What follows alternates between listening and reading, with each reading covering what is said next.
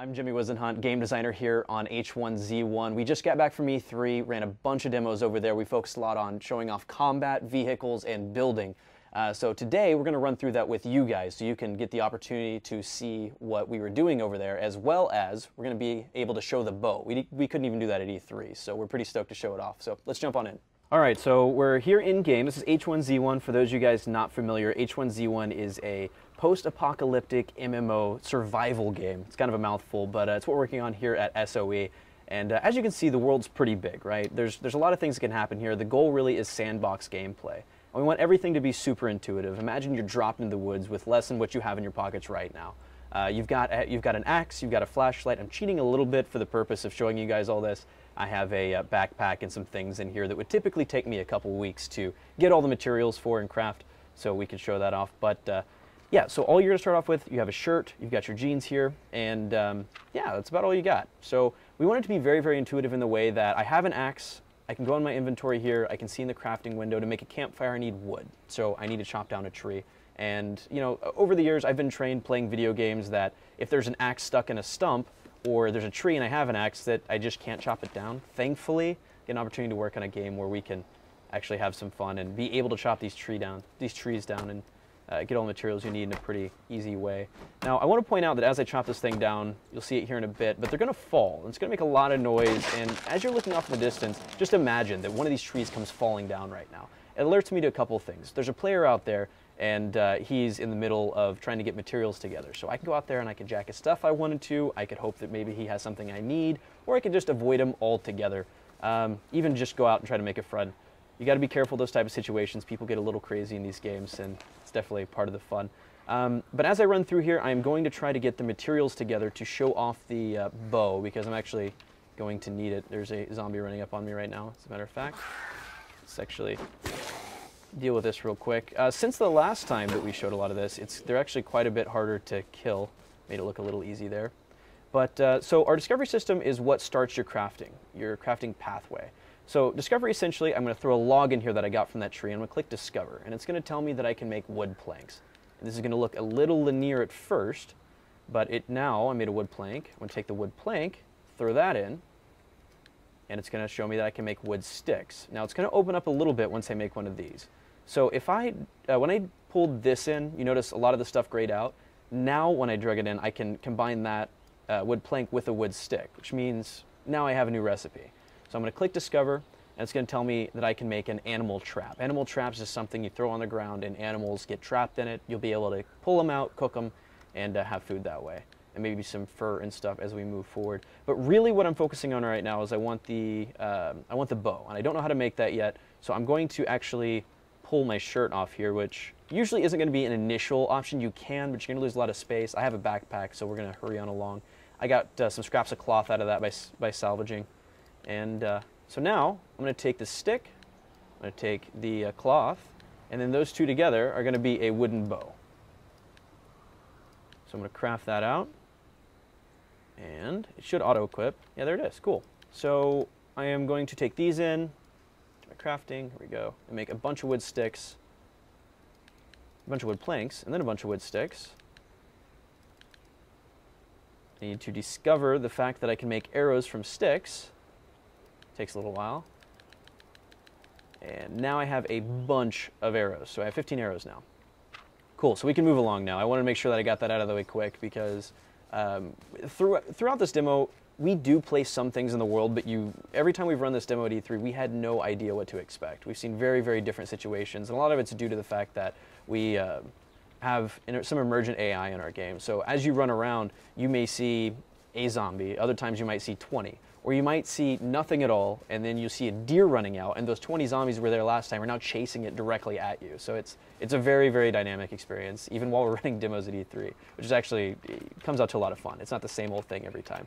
I'm going to throw this vehicle down real quick, and I'm going to jump on in. When you find these vehicles in the world, they're typically going to be in different states of disrepair. So some of them are going to be missing a wheel, a battery, just different things that allow them to run. You're going to have to craft those items and put them inside the inventory of the vehicle to repair them and get them working again. They also do use gas. You can see at the bottom right-hand corner of your screen, there's 95% right now. They're really gas heavy right now. Of course, we do have the ragdoll in right now. All the zombies are rigged up for that. You will do damage to your vehicle like as you do this. You're not just some unstoppable zombie killing juggernaut in a Jeep. You will want to try to hold back on doing this all the time. However, I'm not going to have too much extended use out of this, so I'm going to have some fun.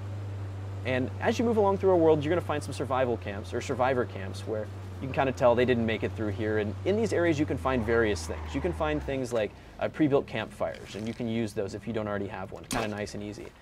And I'm going to try to run through here and see if we can find anything. You'll find containers like this in the world, as well as things actually spawning on top of vehicles or on the ground on shelves. And things will be kind of where you expect them. So you're going to find food in shelves. You're not going to find it kind of laying around unless you're at a campsite and maybe around the campfire. Oh my god, I'm getting destroyed behind me. Making this look a little easy. Right now, zombies, and I think we want to continue down this path. It's pretty exciting, is that they're pretty rough to kill unless you shoot them directly in the head. And the bow does have drop. It is a skill-based weapon. At point blank, it does take a while to draw out the bow and actually get the arrow knocked and everything, as you can see here. It's not always the best decision to just hit them up close, so you can actually still push with the bow. You can push zombies back. You can also punch, but you need to right-click to actually pull that back. So I'm going to jump back in my vehicle here. Actually, looks like I've taken some damage. I'm going to go around this direction. Just a little bit ago, I showed in my inventory I have a couple things that you normally wouldn't start with. Those are foundations, and these particular foundations are stilt foundations. They're built to be used against hills and a little bit easier to place, and we'll show that right up here. We, at E3, were using our dew collectors as objects that snap onto foundations, and we actually found that we would rather have those to be something you can place into the world, and I'll show that right here. Let me jump on out real quick. I'm going to reach in my inventory. I'm going to grab one of these wood foundations, the stilt foundation. Now, this is a high-end foundation. This is going to take you a while to build, as you could imagine. You see all these planks on it. You're going to have to gather all those and put those together. So I'm going to put this down right here, go up our stairs, and I'm going to grab one of our pre-canned buildings. These will take a few more resources, but they're nice if you just want to plop down some storage on your property, or you can door this off and just start to flesh it out using these buildings, as well as walls and the like. And the dew collector that we showed before is now placeable within the world. So you can actually find an area, or you can take over one of those campsites if you like, and just place that down there. So what that'll be used for is situations when it's raining outside, or in the mornings it'll collect some fresh water. I actually think I did grab an empty bottle a little while ago, so I'm going to run on down to the lake down here, and I am going to put some water in it. And you'll see when I do this, it's going to be dirty water. You can imagine right now going and drinking out of your local pond or lake. It's not a good idea without actually filtering that out, boiling the water, killing all the bad stuff in it. And after the apocalypse, I'm sure it's going to be a lot worse. So I'm going to use this bottle, and it gives me dirty water out of this because I'm standing here in the water. And if I drink that, it's going to do some damage to me, and I'll actually do that right now. It's do some damage to me, but it's also going to give me some hydration. So it's a little bit of a trade-off. You can filter that out with charcoal filters and the like, boil the water, and but the dew collector solves that problem. As you start crafting that sort of thing out of a tarp and wood, you'll be able to be more self-sufficient and not worry about the dirty water. You can collect fresh water that way when it's raining.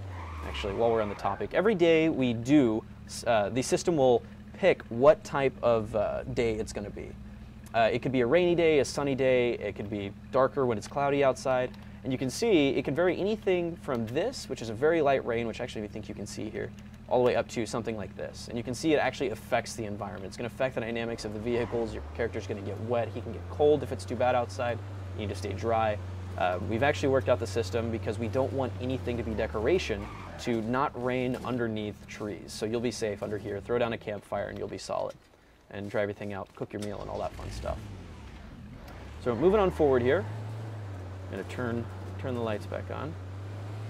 I'm going to see what's happened. We actually have some zombies that are typically in this area, but this is where it's so unpredictable. Sometimes the deer comes running through here, a wolf causes a ruckus, and they go running off. So let's see. Looks like there are some here. See if we can hit this guy from this distance. Barely.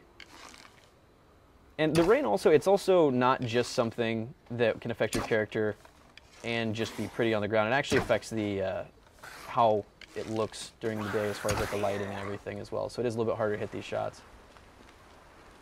I'm going to run up here and see if we can find anything. We had a gun up here for the demo. I'm actually glad that we don't have it anymore. I get to use the bow some more. And I'm actually not going to make it through. I'm a horrible shot with the bow apparently. Regardless of the fact I work on it, I can't shoot worth a darn.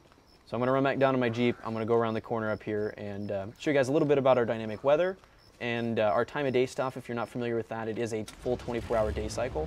We do tune how long that lasts, and I'll speed that up and show you guys what the day, oh my God, what the days and the nights look like.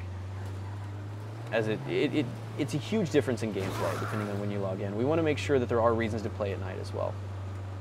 I'm actually just going to stop over here on this bridge and see if we can change the hour a little bit. This is a rainy day, and this is about noon on a rainy day. A really, really rainy day, really Pacific Northwest, you can see there. And as it starts getting a little bit darker on in the day, let's say something like 10 o'clock. I'm sorry, 8 o'clock rather. 8 o'clock at night starts getting pretty dark, and the darkest you'll see in our game is when it's raining outside and 3 a.m. And it gets pretty intense. You do start off with a flashlight. It will run out of battery.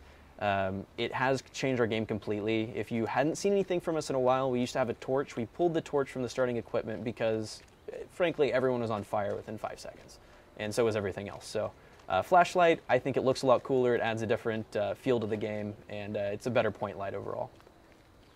But yeah, that is H1Z1 in a nutshell. I'm Jimmy Whisenhunt, game designer on the project. We look forward to giving you guys more updates on the game as we move forward, and we hope to get you guys in as soon as we can. Thank you.